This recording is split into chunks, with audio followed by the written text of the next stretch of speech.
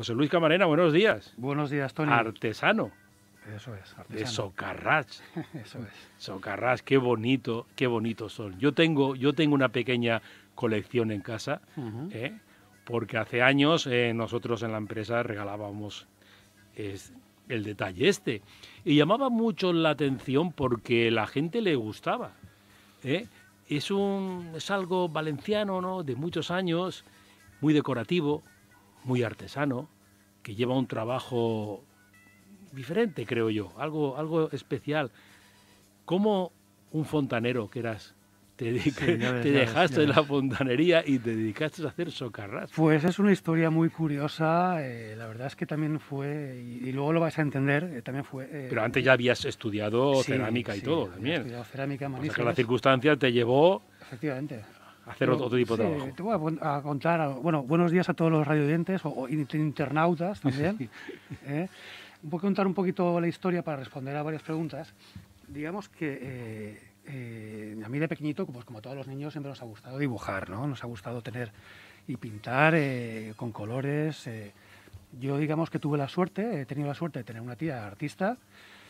Y de pequeñito siempre me acuerdo que estaba con un lápiz y con estas láminas, ¿os acordáis de freisas creo que son, de deportistas, de casas, de castillos? A mí me gustaba mucho y bueno, la verdad es que me pasaban las horas con un lápiz copiando, se me daba bien el copiar este tipo de láminas. Y bueno, lo que pasa, como a todos los niños nos gustaba dibujar, pasan los años, me había gustado siempre el lápiz y el carbón, el carboncillo con el difuminador. Pero no tuve más ninguna formación de pintura ni nada más, ¿no? Con el paso de los años, alrededor del año 2000, por circunstancias, estudié en cerámica en el ABEC, Asociación Valenciana de Empresarios Ceramistas. Tuve contacto por primera vez con la cerámica, con todo tipo de cerámica del siglo XVIII de Manises, con la cerámica medieval de Paterna, y fue yo creo que conocía lo que era el socarrat, pero así vagamente, ¿no? Vagamente. Y cuando empecé más a indagar y a ver las técnicas, sobre todo el origen, la simbología y el ver que es una tradición, por suerte en casa con mis padres he tenido la suerte también de ser una familia que les ha gustado las tradiciones valencianas, por parte también de mi madre muchos músicos de banda y las tradiciones pues bueno, es algo que están ahí, ¿no? Sí. Siempre quedan un pozo y van saliendo las cosas. Digamos, enlazando un poco más, este tema de la cerámica, por circunstancias yo lo dejé, siempre había trabajado con temas relacionados con fontanería, me establecí como autónomo, era instalador y técnico de mantenimiento de saunas y de equipos de hidromasaje, y ahora yo creo que los oyentes me van a comprender cuando hablo del año 2008 aproximadamente. Cuando vino todo el chaparrón, ¿no? El chaparrón que nos pilló a todos, seguramente de una manera u otra. Todos los oyentes estarán de acuerdo que la crisis tan grande que tuvimos. Las cosas cambiaron. Por mi profesión en aquel momento, lo que es la obra nueva, yo estaba muy involucrado en lo que es la obra nueva. Todo esto se paró, pues imagínate, ¿no? Hubo uno que inventarse hacer a otra cosa. Efectivamente, aquí. Y te vino entonces los recuerdos de... Sí, fue muy curioso porque, como decía antes, cuando estudié cerámica, yo nunca había cogido un pincel. Y dije, ostras, pues se me da muy bien. O sea, quiero decir, me resulta fácil y familiar. Nunca había cogido un pincel, era más bien todo lápiz, ¿no? Y entonces es una forma de reconectar con algo que siempre me ha gustado, que son cualquier tipo de arte, ¿no? Las tradiciones valencianas, que no hay que irse muy lejos a veces para encontrar cosas bonitas. Aquí tenemos muchas cosas bonitas. Afuera también las hay, afortunadamente, y como tiene que ser, pero aquí también las hay. Y me tuve que de alguna manera adaptar. ¿De qué manera? Pues me puse a hacer socarrats, cerámica y a viajar por toda España con una furgoneta y a viajar por toda España y a vender la cerámica que yo pintaba. O sea, tú lo pintabas, lo hacías, el trabajo, y después te cogías y te ibas con tu furgoneta por ejemplo, a mercados, a mercados medievales y cosas así. Sí, como eran recreaciones históricas, donde había que hacer talleres en vivo, por ejemplo, en mi caso era siempre hacer talleres en vivo de cerámica mudéjar o gótico mudéjar, valenciana, Y con el tiempo también me fui especializando y, bueno, fue una etapa muy dura, pero también muy, muy gratificante. Conocí a muchísima gente, tuve contacto con el público, mucho contacto con el público a la hora de explicar, y al final me contrataban en Alcalá de Henares, en Jaca, en Madrid, en Móstoles, en Leganés, en muchos ayuntamientos, muchos pueblos, para hacer demostraciones de esta cerámica gótico, mudéjar, y explicar a la gente de fuera de la Comunidad Valenciana algo que para ellos era desconocido, como es el socarrat, que cuando les explicabas el origen, las técnicas, de dónde venía, la época, bueno, pues yo me fijaba mucho en sus caras de sorpresa. Después hablaremos de eso, de dónde nos traslada esta preciosidad, porque a mí es que me encantan. Los veo, me gustan mucho y esto a ti te hace como decir, relanzarte otra vez. Sí. Te hace meterte en un mercado nuevo, en un trabajo nuevo, en algo artesanal, por obligación, se puede decir. Sí, pasaste de lo que nos ha pasado a muchos, la crisis que hubo. Nadie pensaba que nos iba a venir otra, como nos está viniendo. Pero bueno, son cosas que tendremos para contar durante los años que nos queden. Sí. Y entonces ya tuviste ahí que había una forma de ganarte la vida y ya llevas desde 2008, 2009. Involucrado con la cerámica más de 15 años, de una manera más directa o indirecta, más de 15 años. Pero sí, digamos que de una manera ya más establecida desde el 2008, 2009, es cuando empecé yo con altibajos y demás. Esto a veces parece que dices, bueno, haces esto y qué tal, y no, bueno, pero para llegar a donde he llegado ahora, vamos a ver, quiero decir, me mantengo y estoy donde estoy, aquí o allá, no voy a entrar en calificativos, pero han habido muchas, ha sido muy duro y continúa siendo duro, puesto que en los tiempos en los que vivimos la artesanía, bueno, todos sabemos dónde estamos hoy en día, ¿no? La artesanía, lo que ocurre es que yo creo que se está perdiendo el valor que la gente le puede dar a todo lo que es artesano. La gente, aquí hemos tenido nosotros negocios de artesanos, de gente, enseguida la gente va mirando lo que es el precio. Típico. El precio. Y tú le dices a esa persona, ¿por qué? Porque estamos llegando y viene una generación detrás que la artesanía se está dejando de valorar. Tú le explicas a alguna persona, mira, para hacer esto yo necesito esto, este tiempo y tal y cual, pero la pregunta siempre es la misma. ¿Pero cuánto cuesta?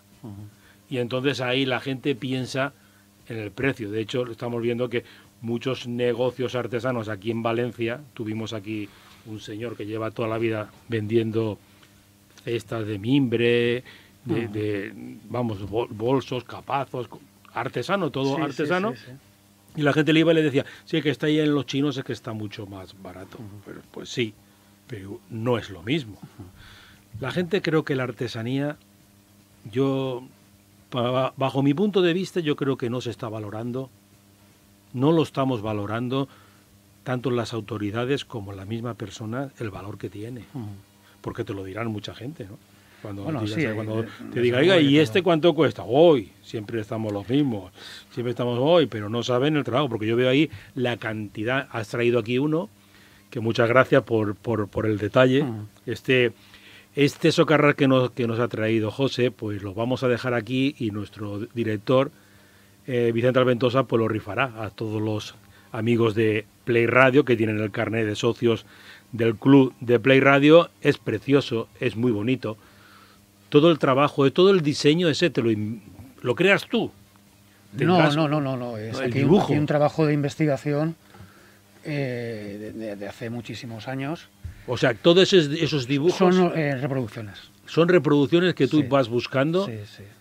Son todas reproducciones. Bueno, quiero decir, no hay nada hoy en día que no se sepa. Hay catálogos, hay libros, sobre todo el González Martí, del cual tenemos la suerte de tener en Valencia el Museo Nacional de Cerámica, el González Martí.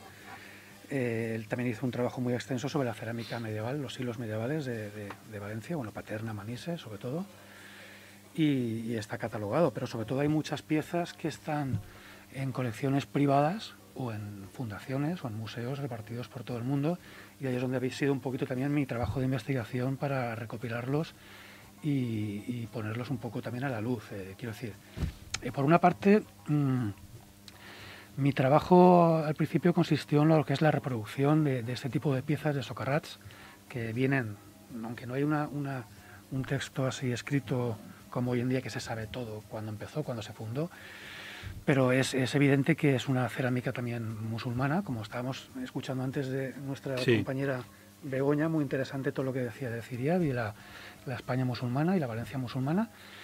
Este tipo de cerámica también tiene este origen, alrededor del siglo XII, pero bueno, quiero decir, yo no estaba allí para saber en qué momento y tal, ¿no? Pero es típicamente cerámica con origen musulmán. Y ahora entraremos en más detalles. Me refiero también a que tiene unos motivos y unas formas de hacer. Pero, por ejemplo, ¿tú tienes algunos que tú hayas creado, tuyos? Sí, muchos. Eso yo me refería antes, que tú te coges, por ejemplo, y dices, voy a crear yo uno de mis ideas, ¿no? Porque has traído aquí cosas, claro, yo veo aquí dibujos. De todo tipo. Sí, por ejemplo, yo ahora vamos a suponer que yo quiero hacer un regalo pues a ciertas personas, vamos a hacer una entrega de premios o algo, y mira, aquí estoy viendo yo muchos, tienes hasta fotos de boda y todo, de bodas y todo. Entonces mira, quiero el tema de músicos y tal, tú lo creas y lo puedes hacer igual. Por una parte, Toni, está la reproducción de cerámica medieval, que son los socarrats, que son siempre reproducciones de esa época, desde los siglos XII al XVI, XVII, incluso más tarde también.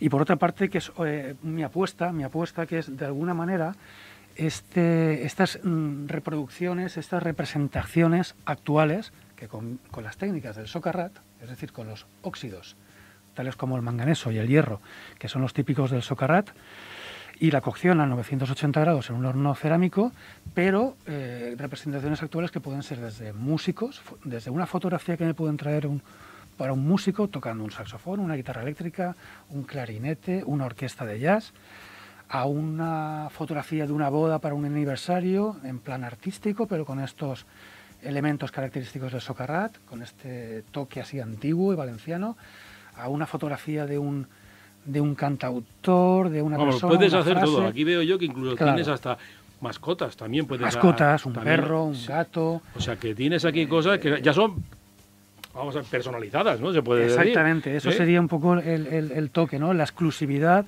la personalización, que es, y fíjate que es curioso, Toni, que son los trabajos con los que yo más disfruto.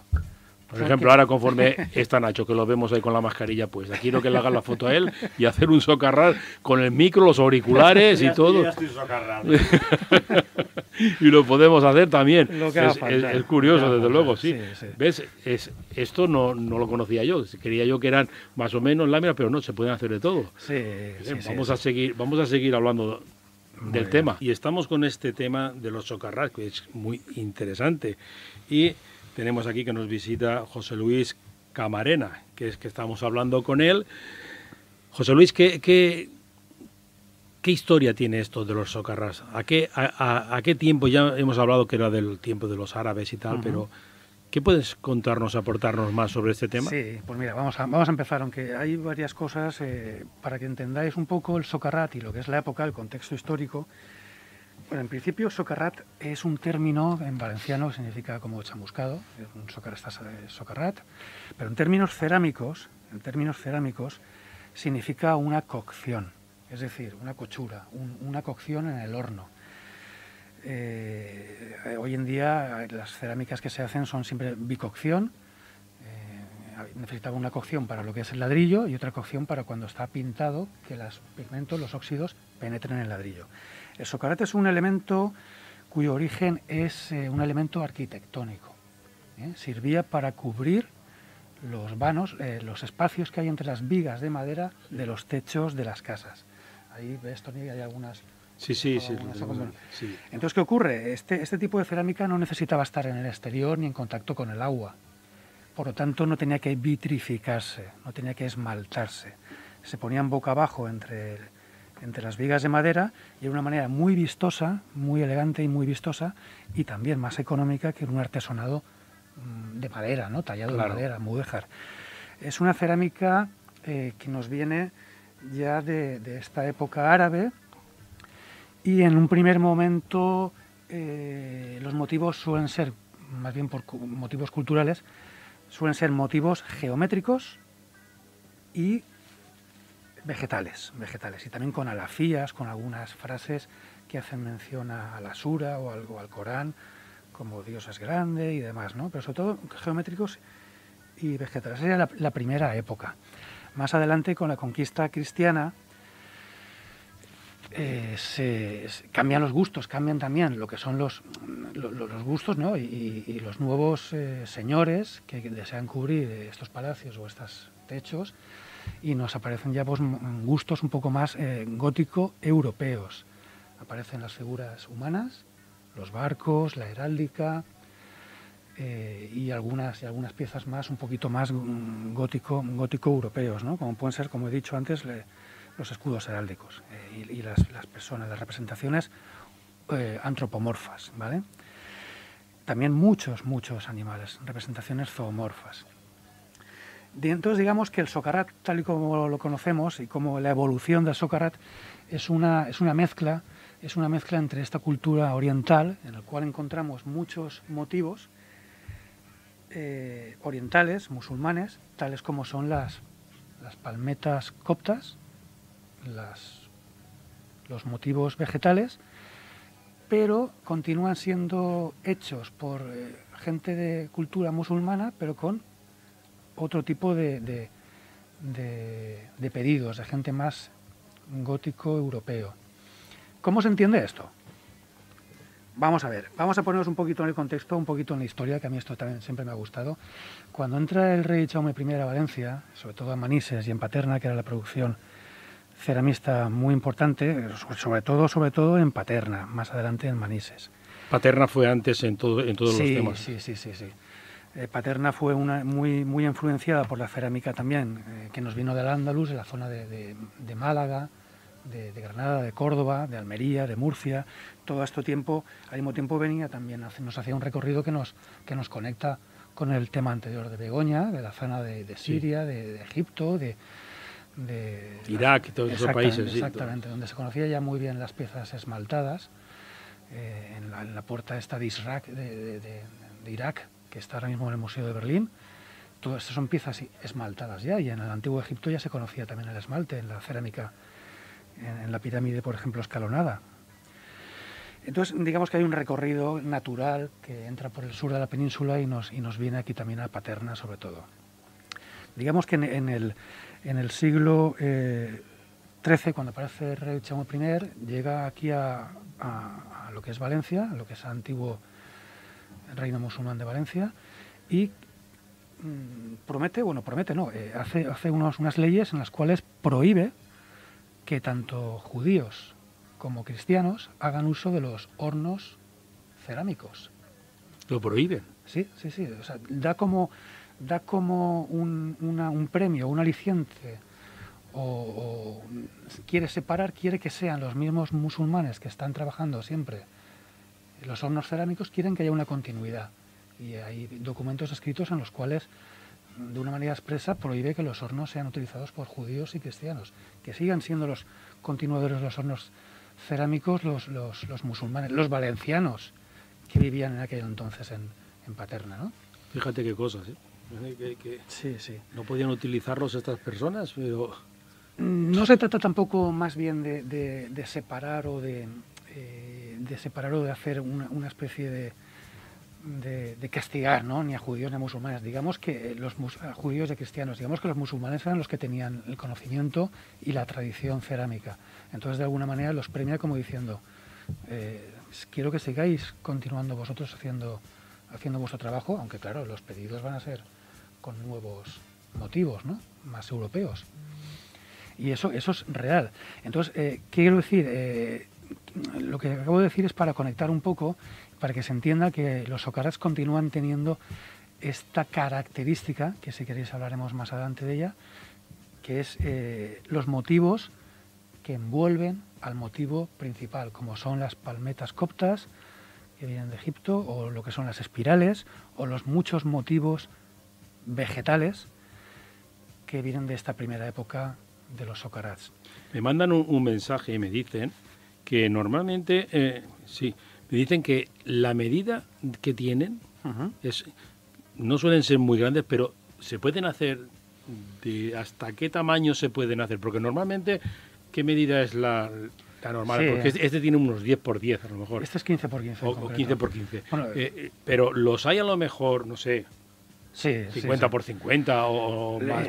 La medida máxima que se hacía, porque también es como todo, ¿no? Hoy en día también en la arquitectura, en los albañiles, utilizan unos estándares de piezas, ¿no?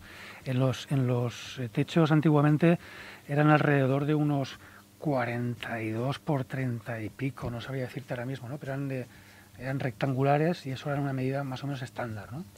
También existía otra que era el 15 por 30 o alrededor, que es la que se utilizaba para los aleros, para los salientes de, por ejemplo, las mezquitas o las ermitas posteriores románicas o los aleros de las casas que existen todavía. Por ejemplo, hace poco estuve en Simat de la Valdigna, en la mezquita de la Sara, que se llama, que hoy en día es la ermita de Santa Ana, y ahí los socarrats que se encontraron, que ahora están todos en el Museo Nacional de Cerámica, la gran mayoría, otros están repartidos por colecciones privadas, tienen esta medida, que son, como ves, en estos, que son 15 por 30 aproximadamente, ¿no? Sí, que casi siempre los hemos visto de un tamaño parecido siempre, pero parece ser que hay gente pues que les gustaría tener más grandes también. Sí, yo los he llegado a hacer en esa medida, de unos 30 y pico por 40 y algo también. Pero eso ya son encargos. Sí, ejemplo. Son encargos. Porque esto ya cuando tú llegas a un sitio y pones tu puesto para venderlos, normalmente, ¿cuál es el tamaño más comercial, a lo mejor, el que mejor tienes? Hombre, yo en el taller lo que hago son medidas estándar de 15, de 20 por 20, de 30 por 30, 30 por 40, 33 por 47, más o menos, o incluso murales, que es la suma de varias medidas, ¿no? De varias medidas. He hecho murales muy grandes para casas particulares con la técnica del socarrat, que tienen algo que ver igual con la torre medieval de su pueblo, o un riurrau, y con la técnica del socarrat he llegado a hacer murales de metros bastante grandes. Entonces, sumando piezas de 30 por 30 o 40 por 40, he llegado a hacer murales de 2 metros, de 3 metros. Por ejemplo, uno como el que tenemos aquí, de 15 por 15, ¿cuánto tiempo te lleva hacer más o menos? Bueno, esto es como todo. Dependiendo del dibujo, ¿no? También. Sí, depende del dibujo. Pero, bueno, por ejemplo, para conocer lo que cuesta hacer esto, el tiempo que cuesta. Bueno, digamos que hay unos pasos a seguir, ¿no? Primero hay que preparar la cerámica, lo que es... Sí, que tú haces varios a la vez. ¿Vale? Sí, no, exactamente, se hacen ya de alguna manera también así para ahorrar tiempo, ¿no? Pero hay que hacer la cerámica con moldes, eso yo lo he llegado a hacer, con barro y con moldes. Hoy en día también es verdad que si tienes que esperarte que la cerámica se seque, que no se rompa tienes otros, pues tengo también otros lugares donde ya hacen ese trabajo por mí, de otra manera, pero artesanal, pero... que me evita ese tiempo, ¿no? que a veces no disponemos. Pero básicamente se hace con cal, el socarrat se pinta primero con una capa de cal, luego ya se pinta con óxidos de hierro y óxido de manganeso, ¿vale?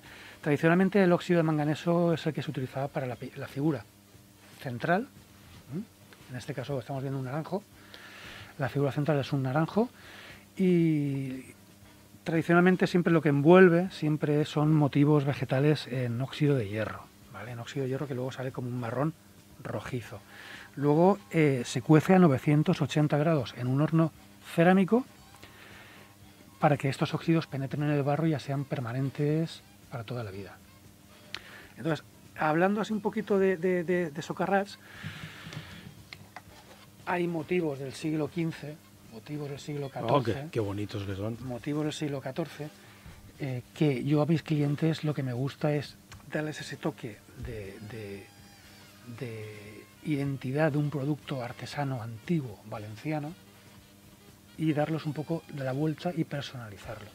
Con una frase para una boda, con una frase para un regalo, incluso, como me han pedido muchas veces, la Universidad de Valencia. la Universidad Politécnica de Valencia también. Digamos que son unos valores, una identidad que tienen algunas empresas modernas con las que se sienten muy identificados con un Socarrat, como son la permanencia, la presencia, la identidad, la robustez, la fiabilidad, que todas estas empresas modernas conectan enseguida con algo tan valenciano como el Socarrat, que también tiene esos valores, ¿no? De la presencia, la fiabilidad, la robustez, la permanencia. Entonces, ese es mi papel hoy en día desde Socarrat Artesanía, que es la marca con la cual yo trabajo. En Socarrat Artesanía lo que hacemos es precisamente adaptarnos, me adapto a estas necesidades actuales de las empresas en cuanto a colores, tamaños, las formas, los motivos. Vamos, que trabajas como a la carta. Efectivamente, Trabajas a la personalizado, carta. Sí. exclusivo. ¿En qué para que nuestros oyentes hayan una idea, en qué precios nos estamos ya moviendo? Yo entiendo que según qué dibujo y tal y cual puede ir, pero por ejemplo, no sé, algo pues de este precio a este precio según la medida. ¿En qué precio nos podemos ir yendo? Por ejemplo, no sé, ¿cuál es el que tú crees que más a la venta está, que más la medida que más bueno, hay tantos acabados en cuanto a madera, marcos. Claro, es que ahí después entramos en el marco. Claro, el marco entramos madera, en el marco. Es una forja de hierro, como es el caso. Sí. O algunos dibujos por ejemplo, más con un marco, yo los que tengo todos llevan marco de madera. ¿En qué más o menos? Porque la gente se pregunta enseguida, sí, pero eso ¿cuánto cuesta, ¿no? ¿Cuánto cuesta? Es lo que es normal, porque tú cuando lo tengas puesto allí, ¿ese cuánto vale? ¿Y ese cuánto vale? ¿Y ese cuánto vale? ¿En qué? No te digo precio fijo, pero para que nuestros oyentes... Se puede mover desde, para que nos hagamos una idea, desde unos 15 euros, que es una pieza de 10×10, pintada a mano y cocida a 980 grados, hasta lo que se quiera gastar uno. Hasta lo que se quiera gastar. A partir de ahí... Todo ese abanico es posible. Sí, a partir ya, pero no, para que tengas una idea, cuanto más grande y el marco y todo, pero que son piezas artesanales, son piezas que desde luego quedan muy bonitas. Yo ya te digo que nosotros lo regalábamos en la empresa a nuestros clientes hace ya tiempo. Pues nos pilló ya la crisis y ya las cestas de Navidad, los regalos y todo, poco a poco se ha ido. A nosotros nos lo regalaban en la falla, en los falleros de honor. Muy bien. Sí, muchas fallas lo tenían como un regalo también para los falleros de honor, para algún fallero que se le hacía un homenaje, empresas, a algún compañero que se jubilaba y tal. El 15×15 con el marco de madera. Sí, efectivamente. Muy, sobre todo en las fallas, que es un mundo así tan valenciano, se ha regalado mucho tradicionalmente. Hoy en día es como todo. ¿Os acordáis cuando éramos más pequeños, cuando tomábamos la comunión, que siempre había una guitarra en la cama? De regalos. La guitarra, la mochila, el balón de fútbol. El balón de fútbol, efectivamente. Y la bicicleta era sí. Pues hoy en día también todas estas cosas también cambian, pero afortunadamente tenemos como una entidad como son las Fallas de Valencia o las empresas valencianas que todavía regalan Socarrats en los aniversarios. Es que es una cosa que va relacionada con lo nuestro. Claro. El Socarrat, la fiesta de las fallas, todo va relacionada y creo que son típicos. Yo no sé, un año en mi falla pues se dedicaron, querían regalar, un señor se empeñó en un bolígrafo a los falleros de honor. Le regalaron un bolígrafo, sí, de marca, muy bien, pero no sé, no es un regalo típico fallero, ¿no? No sé, no era, yo no lo vi así, pero bueno, decidieron regalarle el bolígrafo. Cuando les veías tú las caras cuando se los daban, pues muy bien, pues vale, pues un bolígrafo. Miraban que no fuera Vic de la marca esa, pues bueno, pero bien. Bueno, pues José Luis, ya vamos a terminar. Dinos, cuéntanos lo que quieras, dinos ¿dónde tienes el taller? Sí, mira, quería deciros, mientras escuchéis el programa de radio, los oyentes, los internautas pueden visitar la página web que se llama socarratartesanía.es, todo junto, socarratartesanía.es, y podrán ver todo mi trabajo desde lo que son las reproducciones medievales de cerámica valenciana, de Socarrats, como lo que son trabajos más de representaciones actuales, reproducciones que se pueden hacer para empresas, obras personalizadas, incluso religiosas, murales. Y quería comentar, y de hecho lo podéis ver en la página web también, en los socarrats, un elemento muy común que no quería que se pasara por alto, que es para mí la característica principal del socarrat, que es una cosa que en arte se llama el horror vacui, que es el miedo al vacío, y esto se ve representado en los socarrats de una manera muy evidente. Es decir, es como hacer la figura central. Hay que tener en cuenta que estos socarrats están pensados para verlos boca abajo en el techo, a 4 o 5 metros de altura, y alrededor lo que se hace siempre es rellenar todos los huecos, que no quede un hueco en blanco. Eso es lo que se llama el miedo al vacío, ¿no? Que es una característica muy también oriental de aquella época. Rellenarlo todo muy barroco, de puntitos, de motivos vegetales, de flores, de elementos, ¿no? Para mí es una de las características más interesantes y con más riqueza del socarrat. Todo esto lo podéis ver si me venís a visitar o bien en la página web, como os decía, socarratartesanía.es. Estoy también en todas las redes sociales, en Facebook, Instagram, LinkedIn y demás. Y el taller lo tengo en la calle Pío 1138 Bajo, es lo que es el barrio de Patrais, que yo soy de Patrais. Aquí al lado, aquí al lado. De aquí al ladito, toda esta zona, bueno, vamos, anda que no he corrido por aquí, por los campos y por las acequias. Sí, lo que había. Iba a soltar una burrada con lo que pasó ayer en la MT, pero me voy a callar. Vale. Por los socarrats, sí. Sí, están soberrados. Ay, Nacho, por favor, que nos van a poner, que vamos. Y ya para terminar, como veo que también el tiempo en la radio es así, es muy corto, pues... Sí, nosotros a las 12 ya entran las señales horarias y... Pues decir solamente, pues por ejemplo, que para mí los socarrats es una cosa que me llama mucho la atención, como me haya gustado siempre la cultura valenciana y las tradiciones y la historia, pues me llama mucho la atención. En realidad los socarrats son, las figuras, las simbologías reflejan, representan los miedos, los anhelos, las ilusiones y las fantasías de nuestros antepasados valencianos. Es el reflejo de la sociedad que había en aquella época, que eran tan valencianos como lo somos hoy en día. Por ejemplo, todos sabéis, o a mí siempre me ha gustado, lo he conocido así, el hombre del saco en Valencia siempre se ha llamado el Butoni. Hay representaciones de socarrats en los cuales aparece el Butoni, que es el hombre del saco, pero es muy interesante ver cómo en muchas otras comarcas, pueblos, poblaciones, provincias, este mismo Butoni que conocemos en la ciudad de Valencia, que es lo que se llamaría en español el hombre del saco, en otros pueblos lo llaman de otra manera. Es muy curioso la riqueza que tenemos en cuanto a tradiciones, ¿no? O, por ejemplo, en Castellón está el Tombatosals, el Arrancapins, que también son leyendas antiguas valencianas, muy antiguas, y tenemos una riqueza que oye, está bien lo de fuera, pero... Sí, pero lo nuestro hay que cuidarlo más, lo nuestro hay que cuidarlo. Pues también. Pues José Luis, nos alegramos mucho que nos hayas acompañado esta mañana, hayamos conocido más el tema de los socarrats. Gracias por todas estas explicaciones que nos haces. Y bueno, y como dices, has dicho, tienes el taller ahí, la gente puede ir también a visitarte. Tienes una exposición ahí, puede la gente... Y el taller, ¿cómo lo hago? Y el taller, ¿cómo lo haces? Pues todos los oyentes saben que tenemos aquí a un artesano que trabaja algo muy valenciano. Entonces, si te llevan una foto, haces la... Sí, lo que haga falta. Me han leído el pensamiento a mí ya. También, sí, me han leído. Muy bien, pues muchas gracias por habernos acompañado. Gracias a vosotros.